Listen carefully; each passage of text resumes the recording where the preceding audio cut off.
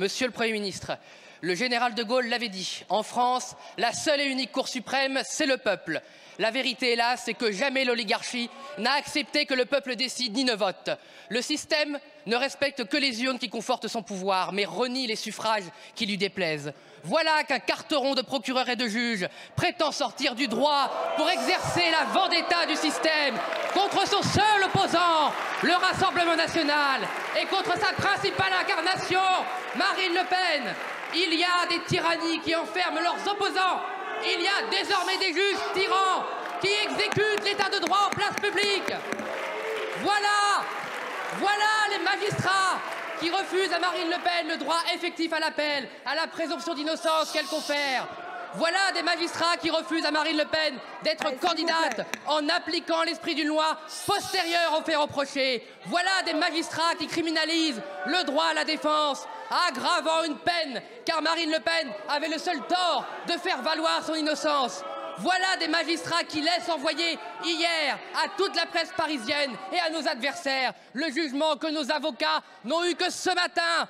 Voilà des magistrats qui, dans ce jugement, avouent que la candidature, l'élection de Marine Le Pen serait un trouble à l'ordre public. Voilà finalement des magistrats qui appliquent la promesse du syndicat de la magistrature, celle de faire barrage par tous les moyens, les pires moyens, à Marine Le Pen.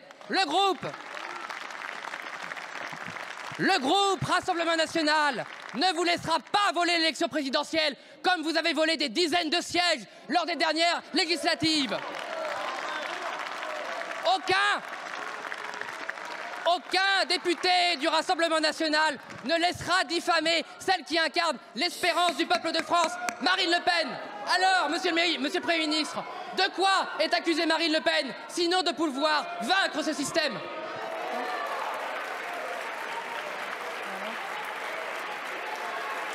Je vous remercie.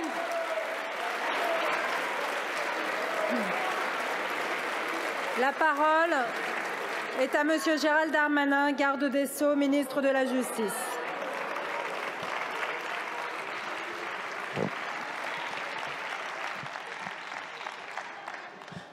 Merci Madame la Présidente, Mesdames et Messieurs les députés, Monsieur le député Tanguy. Hier, en effet, une décision de justice importante a été rendue. Elle concerne Madame la Présidente Le Pen comme de nombreux membres du Rassemblement national. Nous avons à constater 10 jours, vous le savez, pour que l'ensemble des personnes qui le voudraient puissent interjeter appel. Cet appel est de droit et je veux rappeler ici, comme ministre de la Justice, que tout citoyen, que toute citoyenne doit pouvoir faire valoir son droit au recours, à être jugé par une cour d'appel. Et je souhaite personnellement que si Madame Le Pen interjette recours, ce délai de jugement nouveau à la Cour d'appel de Paris puisse être organisé dans un délai le plus raisonnable possible, avec l'esprit dans lequel Madame Le Pen va interjeter appel.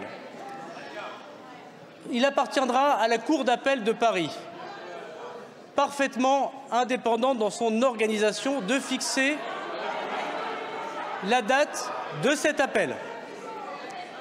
Je veux vous dire, monsieur le député, que dans votre question, vous avez peut-être commis, si vous le permettez, il y avait du bois, je n'ai pas tout entendu, 2 erreurs. La première, c'est que nous n'avons volé aucun des sièges de députés ici et que le suffrage universel direct que vous réclamez nous a tous ici élus comme parlementaires égaux.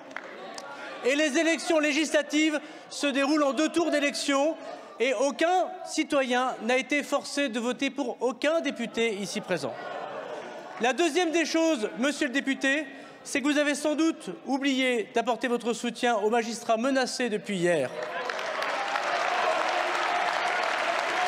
Et qu'en démocratie, il est inacceptable que des personnes puissent menacer physiquement des magistrats.